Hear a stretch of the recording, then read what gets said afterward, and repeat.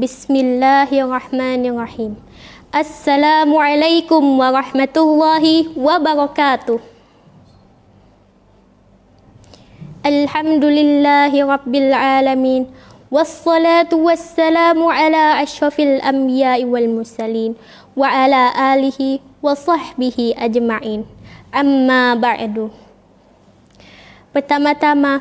marilah kita panjatkan syukur kehadirat Allah Subhanahu wa Ta'ala yang telah memberikan nikmat dan karunia yang maha luas kepada para makhluknya. Yang seandainya setiap pepohonan adalah pena dan air laut adalah tinta, bahkan hingga air laut itu habis, takkan bisa menuliskan seberapa banyak nikmatnya Allah Subhanahu wa Ta'ala berikan kepada kita. Salawat dan salam tak lupa kita haturkan kepada Rasulullah sallallahu alaihi wasallam. Semoga kita semua mendapatkan petunjuk dan syafaatnya hingga yaumil akhir kelak. Buah apel, buah kelapa, dua-duanya bertumbuh ranum. Saya Tri Rahman Arsyifa hendak menyampaikan sebuah kultum yang berjudul Berpisah dengan Ramadan. Ya rahimakumullah, tak terasa waktu telah menghantarkan kita hingga kita sampai pada penghujung bulan suci Ramadan, bulan yang penuh berkah yang selalu ditunggu oleh kita semua. Kita semua diuji dalam iman, ketakwaan dan kesabaran yang terkadang terasa berat.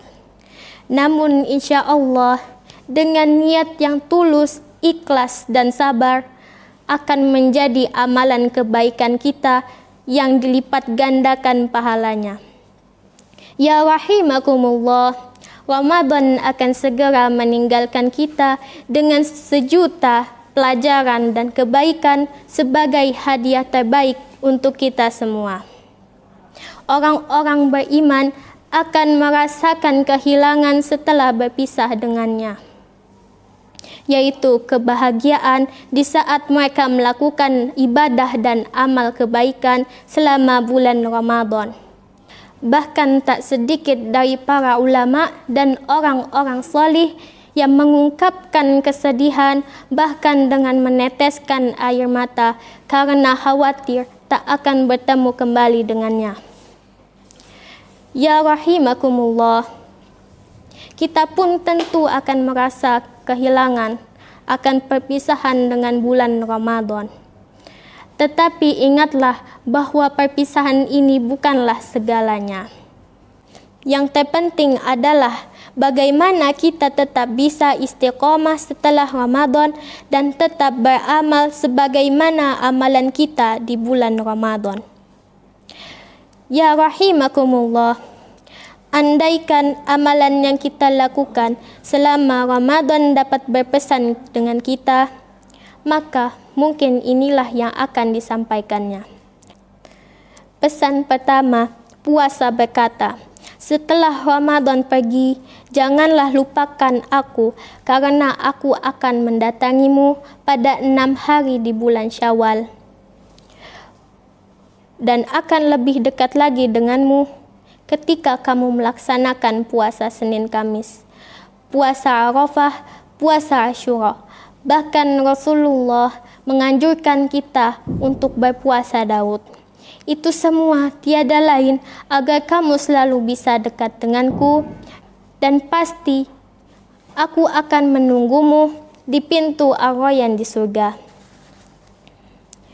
Kita semua diperintahkan untuk berpuasa sebagaimana yang telah dijelaskan dalam surat Al-Baqarah ayat 183 yang berbunyi, A'udzu billahi minasyaitonir rajim. Bismillahirrahmanirrahim. Ya ayyuhalladzina amanu kutiba alaikumus siyamu kama kutiba alal ladzina min qablikum la'allakum tattaqun. Yang artinya, Wahai orang-orang yang beriman, diwajibkannya kamu berpuasa sebagaimana diwajibkannya atas orang-orang sebelum kamu agar kamu bertakwa. Pesan kedua, Al-Quran berkata, ketika Ramadan pergi, janganlah kamu biarkan aku dalam keadaan bersampulkan debu. Isilah waktumu untuk membacaku sebagaimana kamu telah membacaku ketika Ramadan membersamaimu. Al-Quran memiliki banyak sekali keutamaan. Salah satunya adalah Al-Quran dapat menjadi syafaat dan penolong bagi para pembacanya di yaumil akhir. Iqra'ul Qur'an fa innahu ya'ti yaumal qiyamati syafi'an li ashabi. Pesan ketiga, salat malam berkata, setelah Ramadan pergi, janganlah kamu tinggalkan aku. Laksanakanlah salat malam walaupun kamu hanya sanggup melakukan beberapa rakaat saja. Karena dengan salat malamlah yang akan mendekatkanmu kepada Allah di waktu sepertiga malam. Dari Abu Hurairah radhiyallahu anhu bahwasannya Rasulullah sallallahu alaihi wasallam pernah ditanya, "Ya Rasulullah, salat apakah yang lebih utama setelah salat 5 waktu?" Rasulullah menjawab, "Salat malam." Hadis riwayat Muslim. Pesan keempat, amal baik berkata, setelah Ramadan pergi, janganlah kamu lupa untuk melakukan kebaikan, sebagaimana kamu telah melakukan amal kebaikan selama bulan Ramadan. Ketahuilah, sesungguhnya Allah mencintai orang-orang yang melakukan kebaikan, walaupun itu hanya sedikit. Sebagaimana yang telah dijelaskan dalam surat Al-Zalzalah ayat 7, yang berbunyi, A'udzu billahi minasyaitonir rajim. Bismillahirrahmanirrahim. Faman ya'mal mithqala dzarratin khairan yarah. Ya, artinya, maka barang siapa melakukan kebaikan sebesar biji zarah, maka dia akan melihat balasannya. Ya rahimakumullah, marilah kita buktikan perpisahan dengan perbaikan yang lebih baik. Jangan sampai kita hanya ingat kepada Allah di bulan Ramadan saja. Setelah kita berpisah,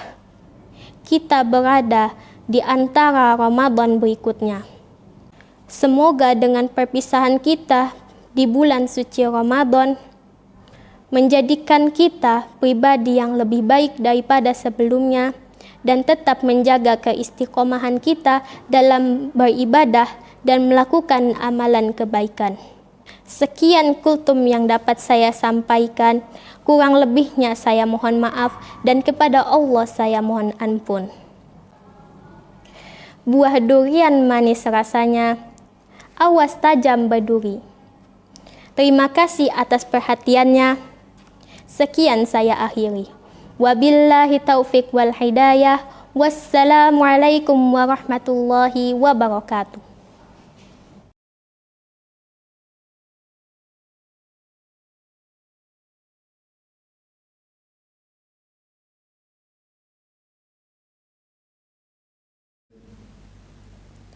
Bismillahirrahmanirrahim. Assalamualaikum warahmatullahi wabarakatuh.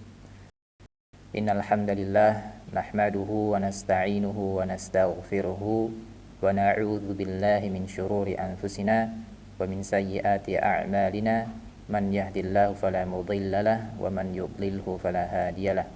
Asyhadu an la ilaha illallah wahdahu la syarika lah wa asyhadu anna Muhammadan abduhu wa rasuluhu la nabiyya wa la rasulahu ba'dah. Qala Allah ta'ala fi kitabihil karim, a'udzu billahi minasyaitonir rajim. Bismillahirrahmanirrahim. Ya ayyuhalladzina amanu kutiba alaikumus syiyam kama kutiba alal ladzina min qablikum la'allakum tattaqun. Kaum muslimin yang insyaallah dirahmati oleh Allah Subhanahu wa taala, tidak terasa hampir 30 hari ataupun sudah sebentar lagi kita akan meninggalkan bulan Ramadan Yang tentunya bulan Ramadan ini merupakan suatu bulan yang sangat mulia, bulan yang penuh dengan keberkahan, bulan-bulan yang tentunya sangat dinantikan oleh orang-orang salih, orang-orang kaum salaf terdahulu. Bahwasanya orang-orang salih terdahulu yakni berdoa kepada Allah Subhanahu wa taala untuk senantiasa dipertemukan dengan bulan Ramadan, yaitu jaraknya sejauh 6 bulan sebelum bulan Ramadan mereka sudah berdoa kepada Allah Subhanahu wa taala agar senantiasa dipertemukan dengan bulan Ramadan. Qala Ibnu Rajab Al-Hambali, qala ba'du salaf kanu yad'una Allah sittata ashhur an yuballighahum syahr Ramadan. Thumma yad'una Allah sittata ashhur an yataqabbalahu minhum. Yang artinya bahwasanya orang-orang salaf terdahulu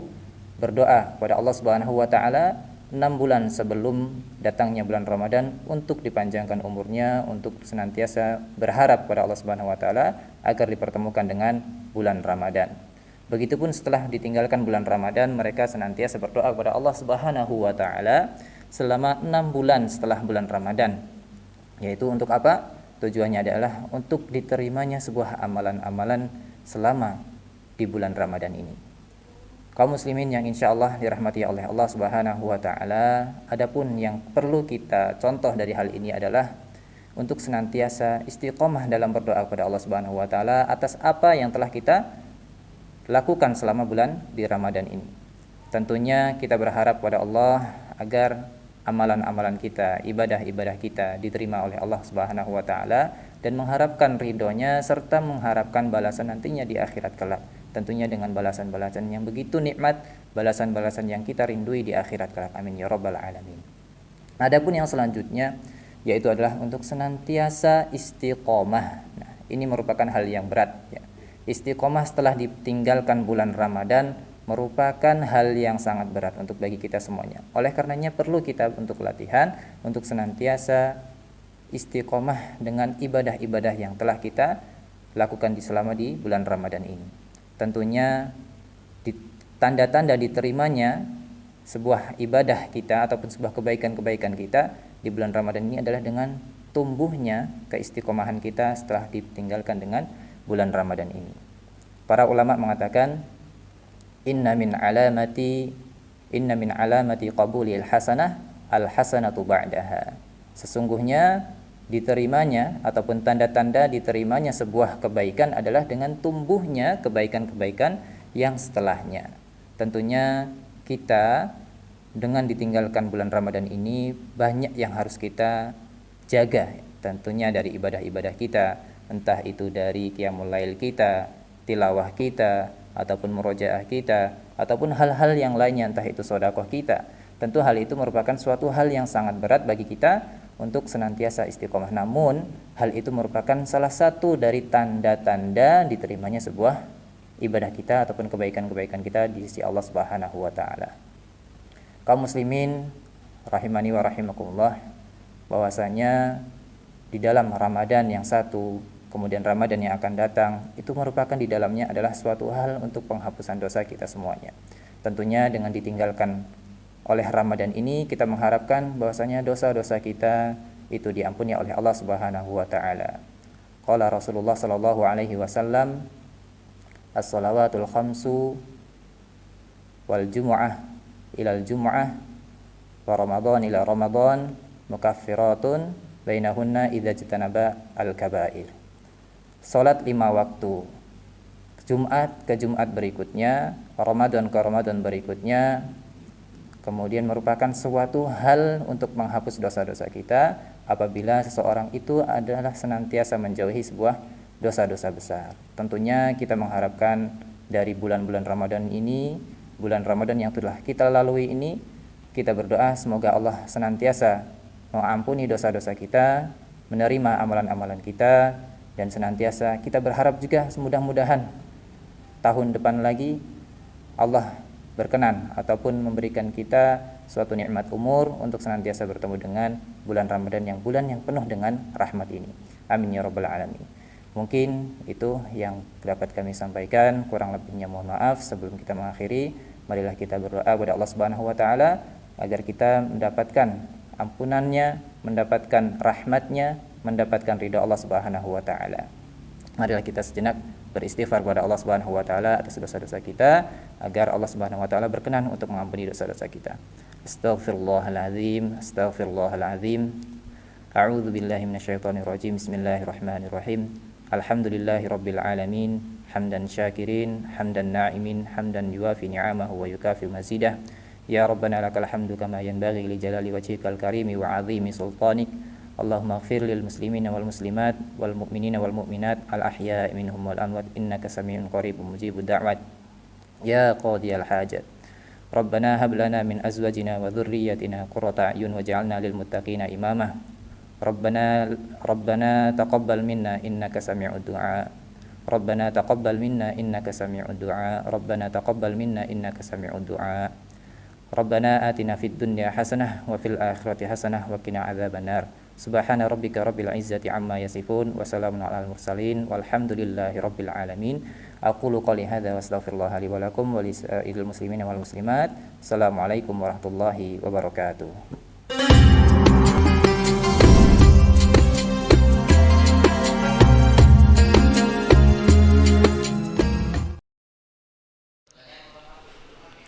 A'udzu billahi minasy syaithanir rajim. Bismillahirrahmanirrahim. Ilaihi yuraddu ilmus sa'ah wa ma takhruju min thamaratin min akmamiha wa ma tahmilu min untha wa la tad'u illa bi'ilmihi wa yawma yunadihim ayna syuraka'i qalu adhanna kama minna min syahid wa dhalla anhum ma kanu yad'una min qabl wa dhannu ma lahum min mahis la yas'amul insanu min du'a'il khairi wa immassahu syarru faya'usun qanut. Walain adzaqnahu rahmatan minna min ba'di dharra'a massathu layaqulanna hadza li wa ma adhunnu as-sa'ata qa'imatan walain ruji'tu ila rabbi inna li 'indahu lal husna falanunabbi'anna alladhina kafaru bima 'amilu wa lanudhiqannahum min 'adzabin ghalidh. Wa idza an'amna 'alal insani a'rada wa na'a bijanibihi wa idza massahu asy-syarru fadhu du'ain 'arid. Qul ara'aytum in kana min 'indillahi thumma kafartum bihi man adallu mimman huwa fi shiqaqin ba'id. Sanurihim ayatina fil afaqi wa fi anfusihim hatta yatabayyana lahum annahul haqq. Awalam yakfi bi rabbika annahu ala kulli syai'in syahid. Ala innahum fi miryatin min liqa'i rabbihim. Ala innahu bi kulli syai'in muhit. Bismillahirrahmanirrahim. Hamim. Ain sin qaf. Kadzalika yuhi ilaika wa ilal ladzina min qablika Allahul azizul hakim. Lahu ma fis samawati wa ma fil ard wa huwal aliyyul azim. Takadu samawatu yatafattarna min fawqihin wal malaikatu yusabbihuna bihamdi rabbihim wa yastaghfiruna liman fil ard. Ala innallaha huwal ghafurur rahim. Walladzina ittakhadhu min dunihi awliya Allahu hafidhun alaihim wa ma anta alaihim biwakil. وكذلك أوحينا إليك قرآنا عربيا لتنذر أم القرى ومن حولها وتنذر يوم الجمع لا ريب فيه فريق في الجنة وفريق في السعير ولو شاء الله لجعلهم أمة واحدة ولكن يدخل من يشاء في رحمته والظالمون ما لهم من ولي ولا نصير أم اتخذوا من دونه أولياء فالله هو الولي وهو يحيي الموتى وهو على كل شيء قدير وما اختلفتم فيه من شيء فحكمه إلى الله ذلكم الله ربي عليه توكلت وإليه أنيب فاطر السماوات والأرض جعل لكم من أنفسكم أزواجا ومن الأنعام أزواجا يذرأكم فيه ليس كمثله شيء وهو السميع البصير له مقاليد السماوات والأرض يبسط الرزق لمن يشاء ويقدر إنه بكل شيء عليم شرع لكم من الدين ما وصى به نوحا والذي أوحينا إليك وما وصينا به إبراهيم وموسى وعيسى أن أقيموا الدين ولا تتفرقوا فيه كبر على المشركين ما تدعوهم إليه الله يجتبي إليه من يشاء ويهدي إليه من ينيب وما تفرقوا إلا من بعد ما جاءهم العلم بغيا بينهم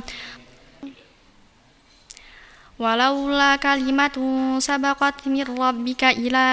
أجل مسمى لقضي بينهم وإن الذين أورثوا الكتاب من بعدهم لفي شك منه مريب فلذلك فادع واستقم كما أمرت ولا تتبع أهواءهم وقل آمنت بما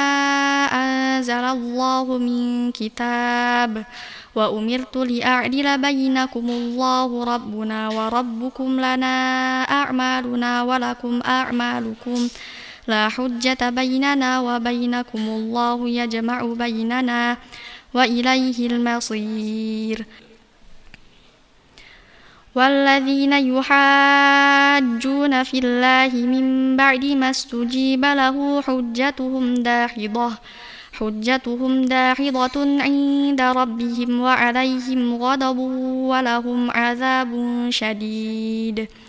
الله الذي أنزل الكتاب بالحق والميزان وما يدريك لعل الساعة قريب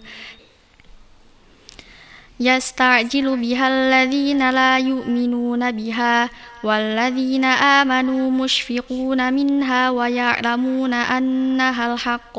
ألا إن الذين يمارون في الساعة لفي ضلال بعيد الله لطيف بعباده يرزق من يشاء وهو القوي العزيز من كان يريد حرث الآخرة نزد له في حرثه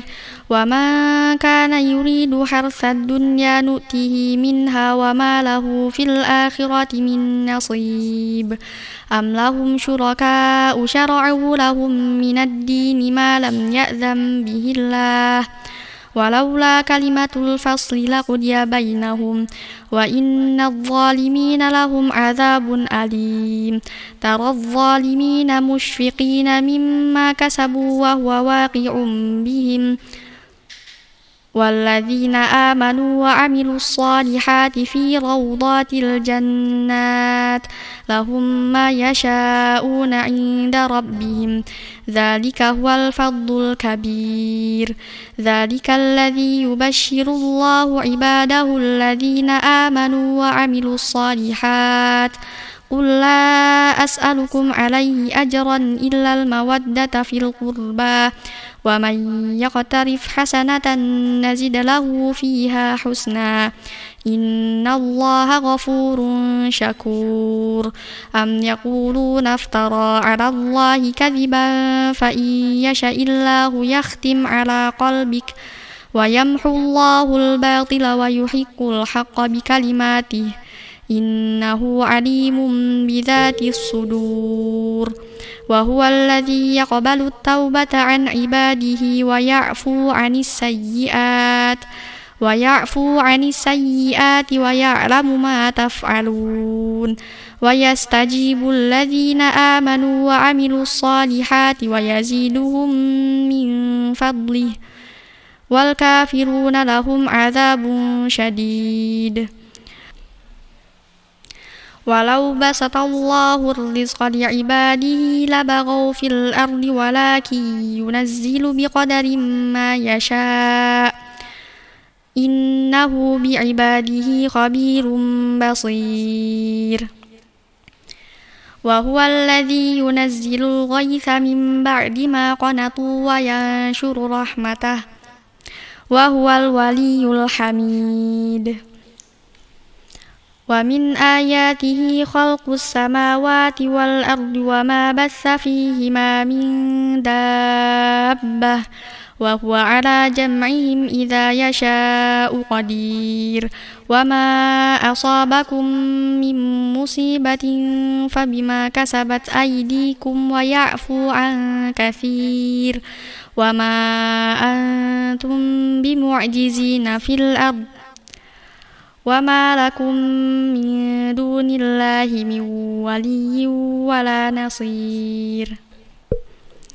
ومن آياته الجوار في البحر كالأعلام إن يشأ يسكن الريح فيظللن رواكد على ظهره إن في ذلك لآيات لكل صبار شكور أو يوبقهن بما كسبوا ويعفو عن كثير ويعلم الذين يجادلون في آياتنا ما لهم من محيص فما أوتيتم من شيء فمتاع الحياة الدنيا وما عند الله خير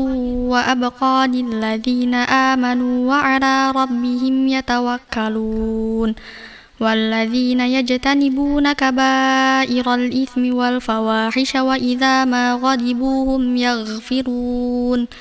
والذين استجابوا لربهم وأقاموا الصلاة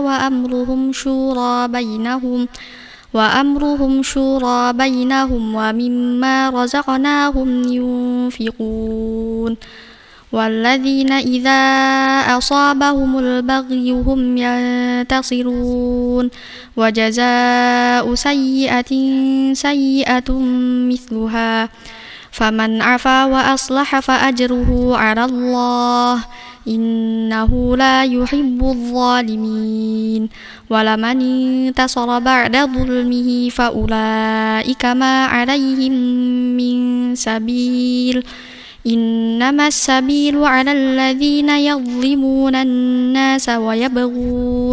ويبغون في الأرض بغير الحق أولئك لهم عذاب أليم ولمن صبر وغفر إن ذلك لمن عزم الأمور ومن يضلل الله فما له من ولي من بعده وترى الظالمين لما رأوا العذاب يقولون هل إلى مرد من سبيل وتراهم يعرضون عليها خاشعين من الذل ينظرون من طرف خفي وقال الذين آمنوا إن الخاسرين الذين خسروا أنفسهم وأهليهم يوم القيامة ألا إن الظالمين في عذاب مقيم وما كان لهم من أولياء ينصرونهم من دون الله ومن يضلل الله فما له من سبيل استجيبوا لربكم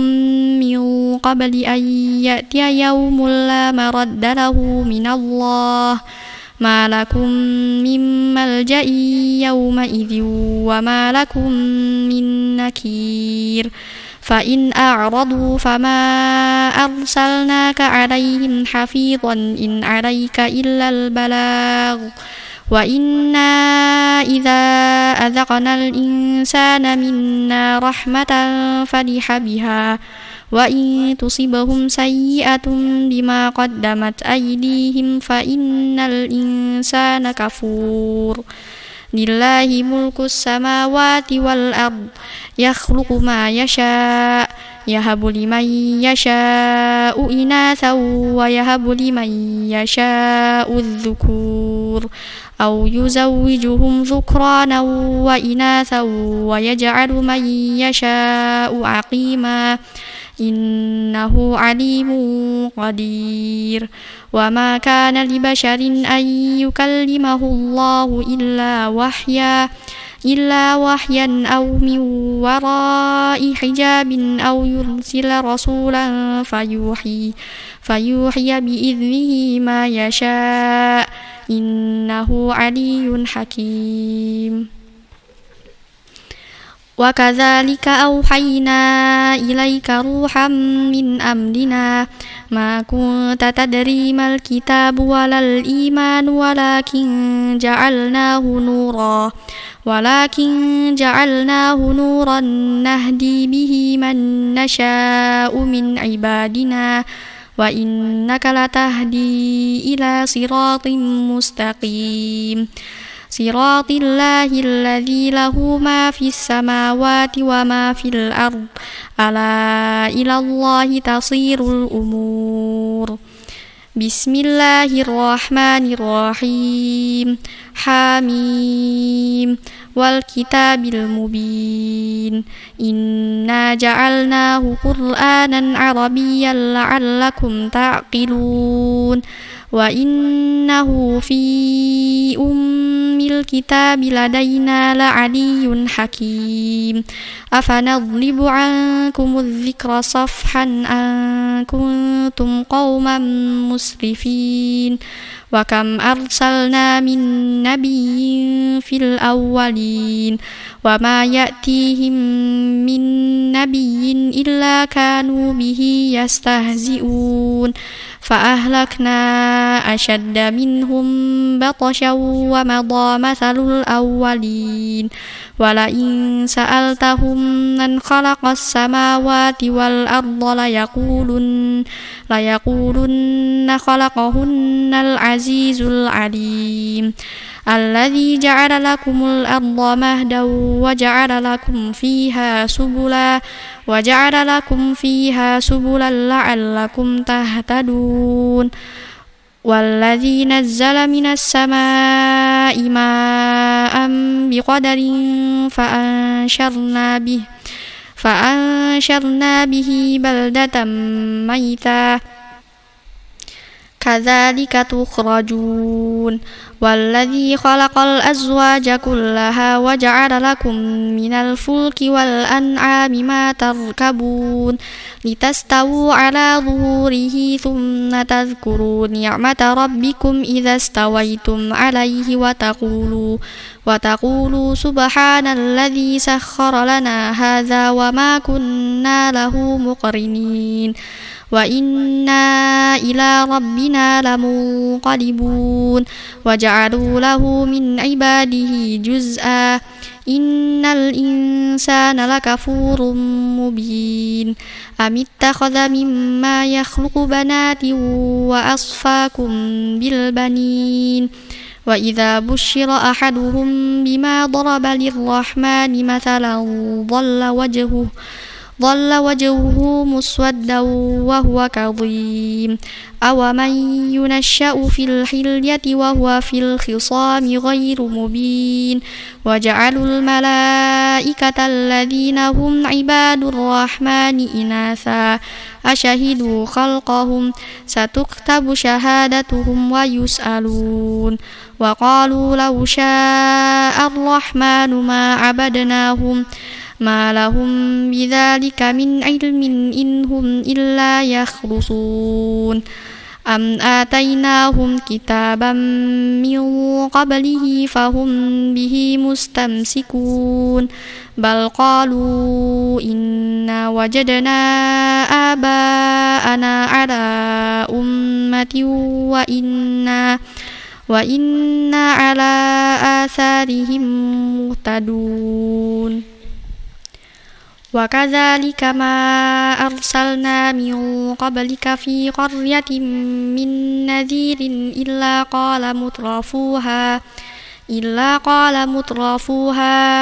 إنا وجدنا آباءنا على أمة وإنا على آثارهم مقتدون قال أولو جئتكم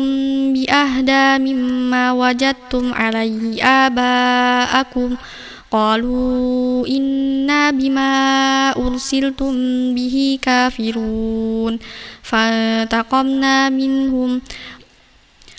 فانظر كيف كان عاقبة المكذبين وإذ قال إبراهيم لأبيه وقومه إنني براء مما تعبدون إلا الذي فطرني فإنه سيهدين وجعلها كلمة باقية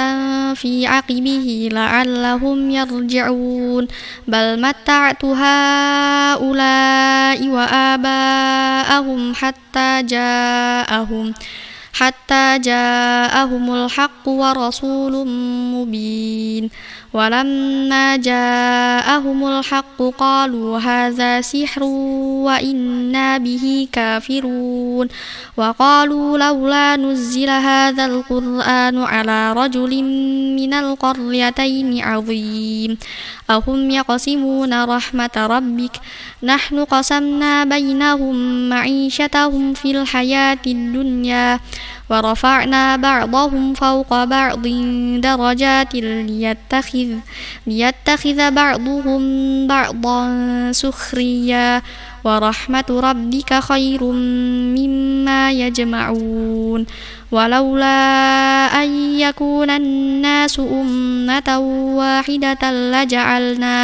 لجعلنا لمن يكفر بالرحمن لبيوتهم سقفا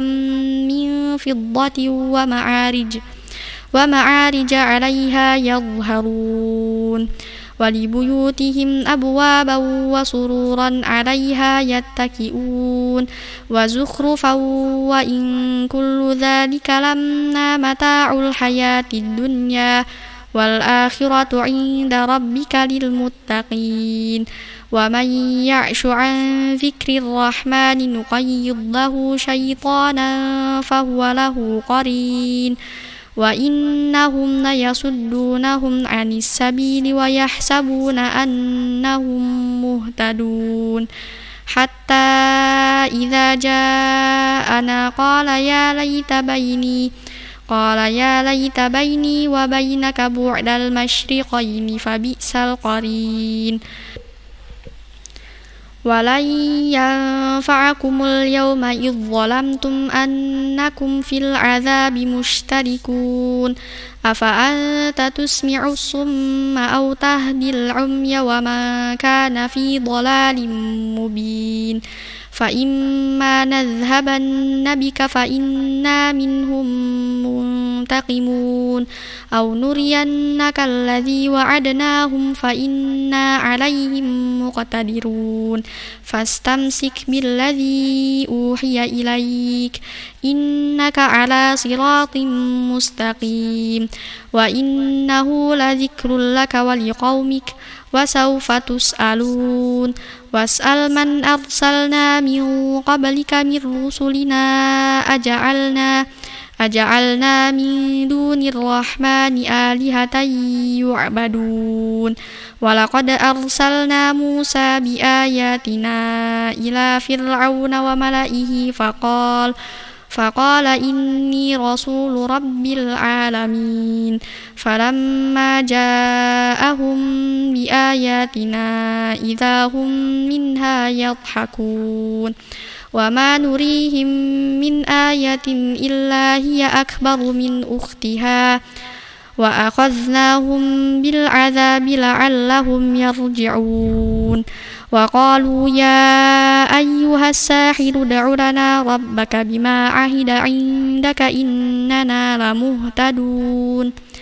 فلما كشفنا عنهم العذاب إذا هم ينكشون ونادى فرعون في قومه قال يا قوم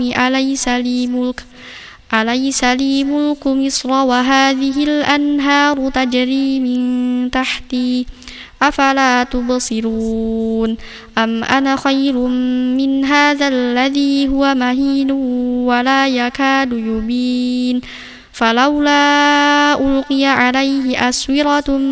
من ذهب أو جاء معه الملائكة مقترنين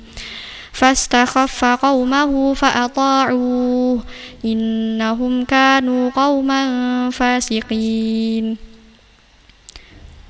فلما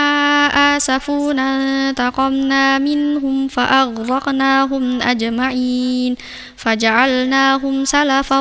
ومثلا للآخرين ولما ضرب ابن مريم مثلا إذا قومك منه يصدون وقالوا أآلهتنا خير أم هو ما ضربوه لك إلا جدلا بل هم قوم خصمون إن هو إلا عبد أنعمنا عليه وجعلناه مثلا لبني إسرائيل ولو نشاء لجعلنا منكم ملائكة في الأرض يخلفون وإنه لعلم للساعة فلا تمترن بها واتبعون هذا صراط مستقيم ولا يصدنكم الشيطان إنه لكم عدو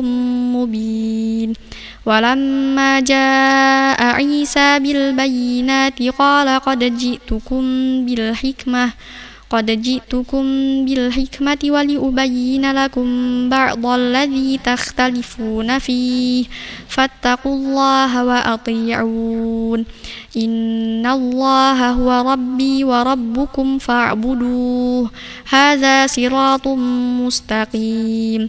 فاختلف الأحزاب من بينهم فويل للذين ظلموا من عذاب يوم أليم هل ينظرون إلا الساعة أن تأتيهم بغتة وهم لا يشعرون الأخلاء يومئذ بعضهم لبعض عدو إلا المتقين يا عباد لا خوف عليكم اليوم ولا أنتم تحزنون الذين آمنوا بآياتنا وكانوا مسلمين ادخلوا الجنة أنتم وأزواجكم تحبرون يطاف عليهم بصحاف من ذهب وأكواب وفيها ما تشتهيه الأنفس وتلذ الأعين وأنتم فيها خالدون وتلك الجنة التي أورثتموها بما كنتم تعملون لكم فيها فاكهة كثيرة منها تأكلون إن المجرمين في عذاب جهنم خالدون لا يفتر عنهم وهم فيه مبلسون وما ظلمناهم ولكن كانوا هم الظالمين ونادوا يا مالك ليقض علينا ربك قال إنكم ماكثون لقد جئناكم بالحق ولكن أكثركم للحق كارهون أم أبرموا أمرا فإنا مبرمون أم يحسبون أنا لا نسمع سرهم ونجواهم بلى ورسلنا لديهم يكتبون قل إن كان للرحمن ولد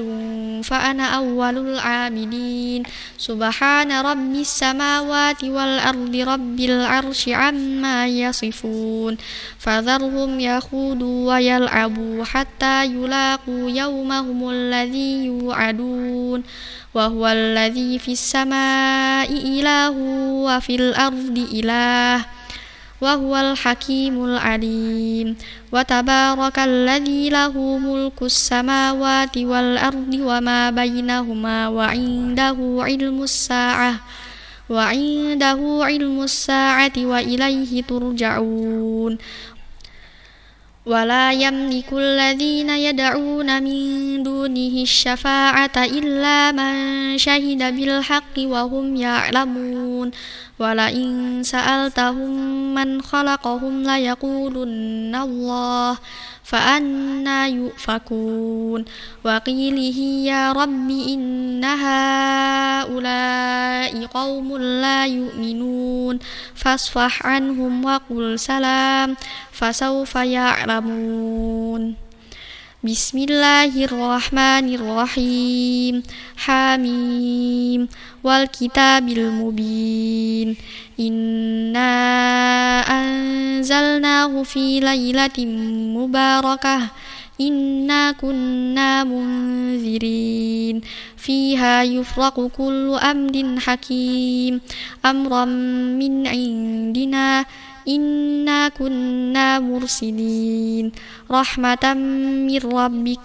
إنه هو السميع العليم رب السماوات والأرض وما بينهما إن كنتم موقنين لا إله إلا هو يحيي ويميت ربكم ورب آبائكم الأولين بل هم في شك يلعبون فارتقب يوم تأتي السماء بدخان مبين يغشى الناس هذا عذاب أليم ربنا اكشف عنا العذاب إنا مؤمنون أنى لهم الذكرى وقد جاءهم رسول مبين ثم تولوا عنه وقالوا معلم مجنون إنا كاشف العذاب قليلا إنكم عائدون يوم نبطش البطشة الكبرى إنا منتقمون ولقد فتنا قبلهم قوم فرعون وجاءهم رسول كريم أن أدوا إلي عباد الله إني لكم رسول أمين وأن لا تعلوا على الله إني آتيكم بسلطان مبين وإني عذت بربي وربكم أن ترجمون وإن لم تؤمنوا لي فاعتزلون فدعا ربه أن هؤلاء قوم مجرمون فأسر بعبادي ليلا إنكم متبعون واترك البحر رهوا إنهم جند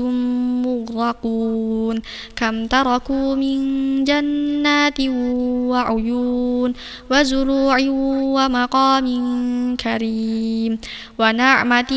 كانوا فيها فاكهين كذلك وأورثناها قوما آخرين فما بكت عليهم السماء والأرض وما كانوا منظرين ولقد نجينا بني إسرائيل من العذاب المهين من فرعون إنه كان عاليا من المسرفين ولقد اخترناهم على علم على العالمين وآتيناهم من الآيات ما فيه بلاء مبين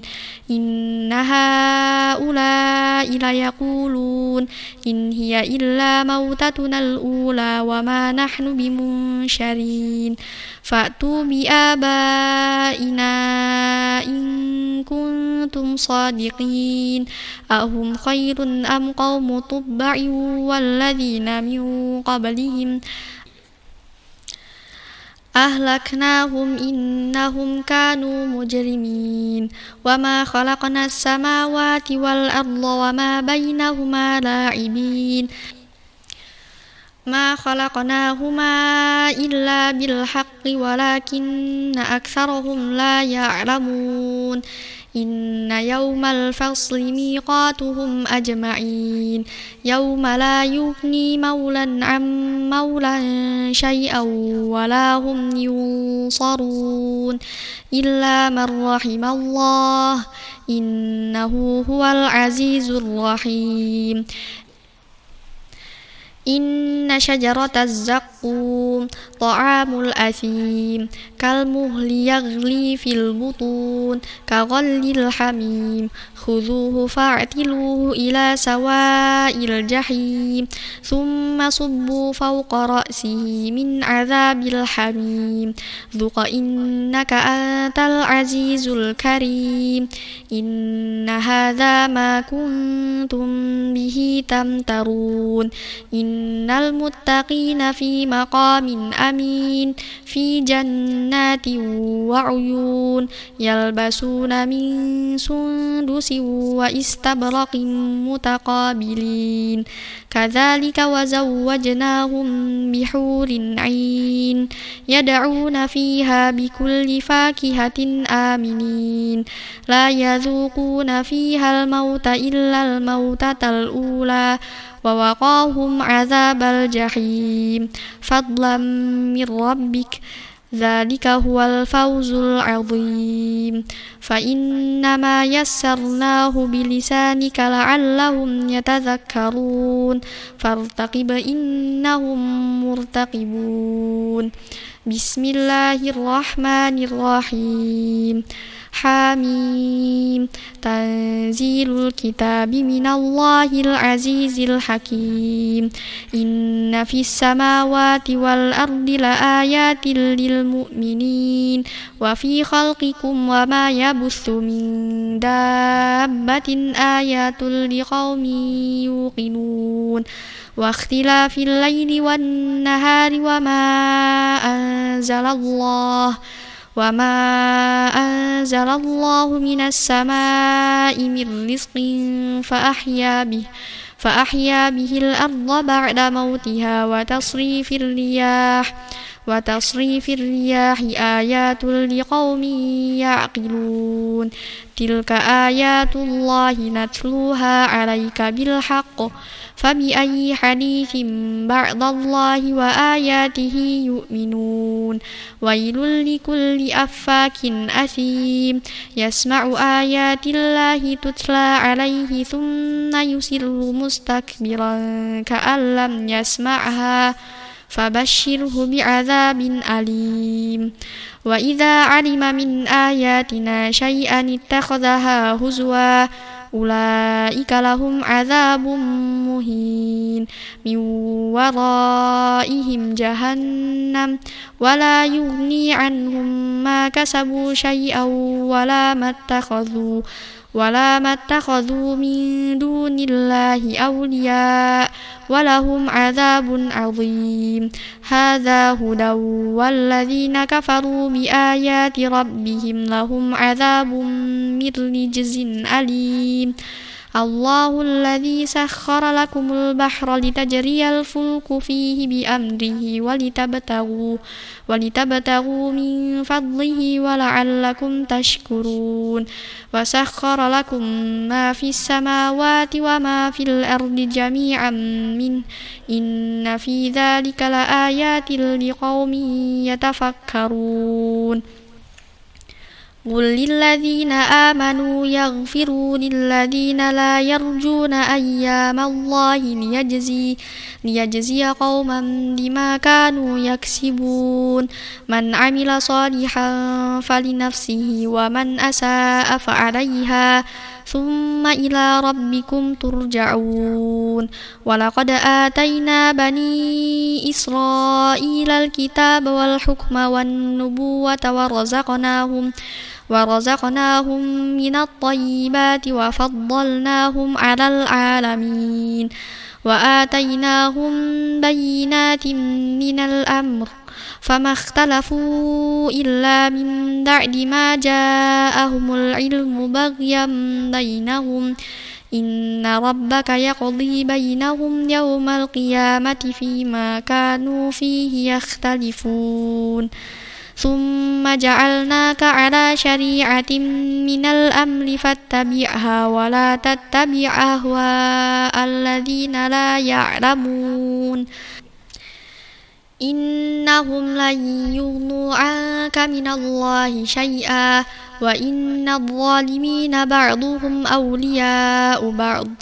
والله ولي المتقين هذا بصائر للناس وهدى ورحمة لقوم يوقنون أم حسب الذين اجترحوا السيئات أن نجعلهم كالذين آمنوا وعملوا الصالحات سواء محياهم ومماتهم ساء ما يحكمون وخلق الله السماوات والأرض بالحق ولتجزى كل نفس بما كسبت وهم لا يظلمون أفرأيت من اتخذ إلهه هواه وأضله الله على علم وختم على سمعه وقلبه وجعل على بصره غشاوة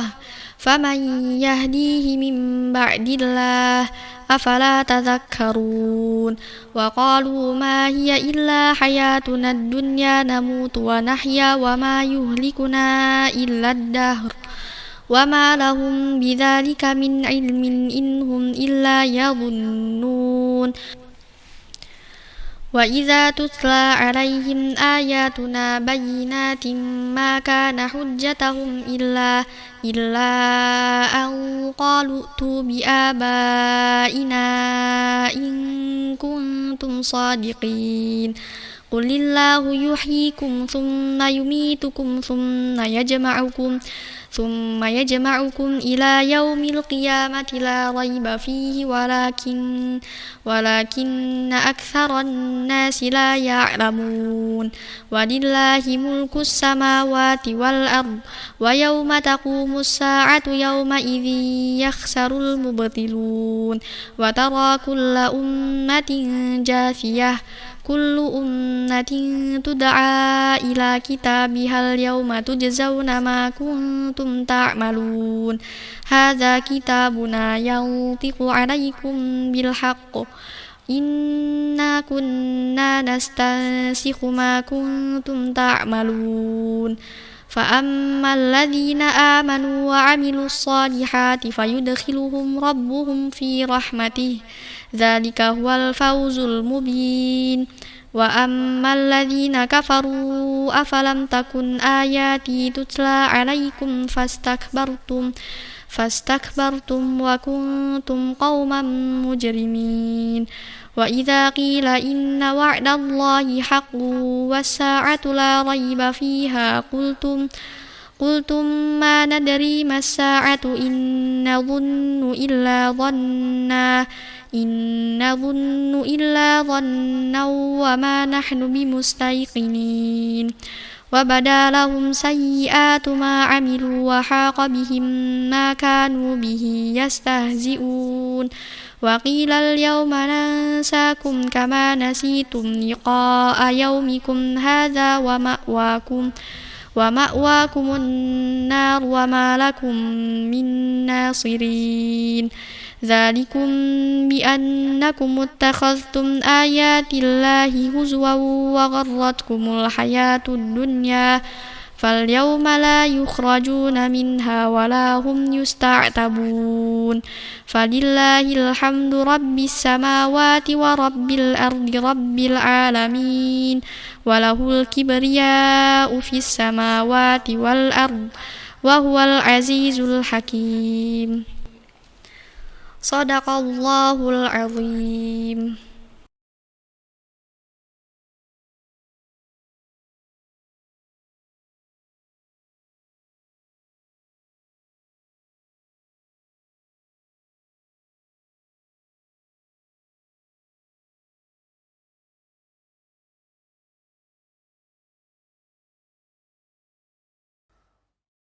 أكبر الله أكبر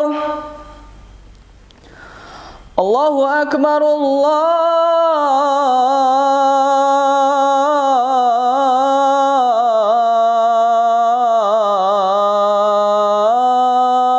الله أكبر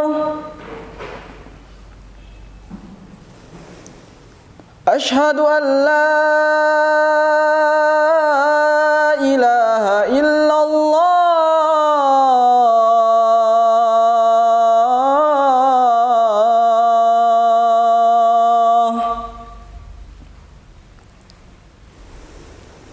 أشهد أن لا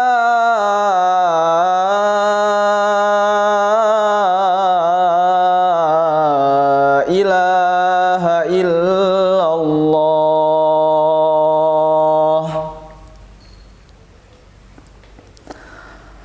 أشهد أن محمدًا رسول الله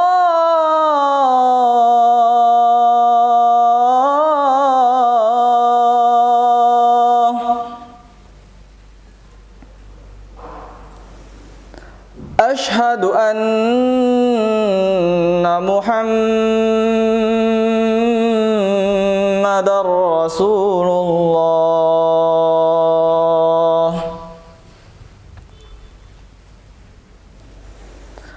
حي على الصلاة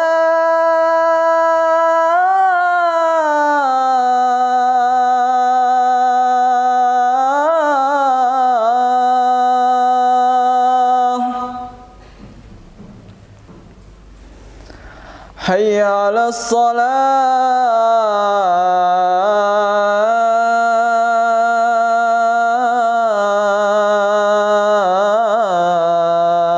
الصلاة حي على الفلاح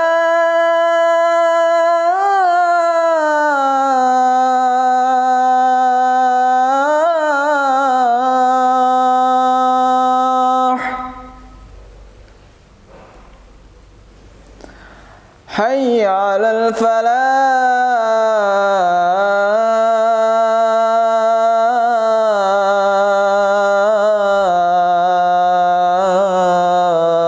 الفلاح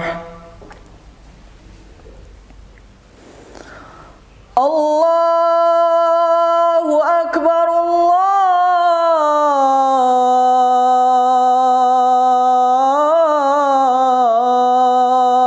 الله أكبر لا